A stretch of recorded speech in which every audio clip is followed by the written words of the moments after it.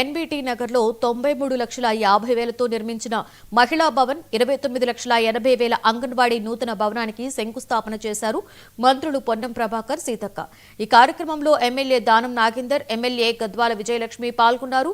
కాంగ్రెస్ ఎన్నికలలో ఇచ్చిన 6 గ్యారంటీలను విజయవంతంగా అమలు చేస్తుంది అన్నారు. మాటలకు పరిమితం కాకుండా ఈ యొక్క భవన నిర్మాణంతో పాటుగా మీరు ఒక్కసారి గుండె మీద చేసుకొని ఆలోచించండి. కొత్తగా పెళ్ళైనా, ఇంట్లో కొత్తగా సభ్యులు పిల్లలు పుట్టినా, ఈరోజు రేషన్ కార్డు రాక చాలా ఇబ్బందులు పడ్డటువంటి పరిస్థితి 10 సంవత్సరాలుగా చూసినారు.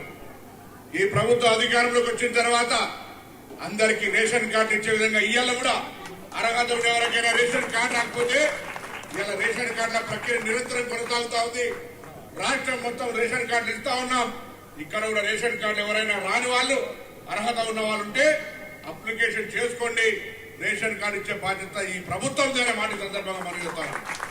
పేదలు నెల రాగానే కరెంటు బిల్లు కట్టాలంటే ఇబ్బంది పడే పరిస్థితి నుంచి 200 యూనిట్ల ఉచిత విద్యుత్తునిచ్చి ఎటువంటి ఇబ్బంది లేకుండా పేద ప్రజలకు అండగా నిలుచుంటా ఉన్నాం.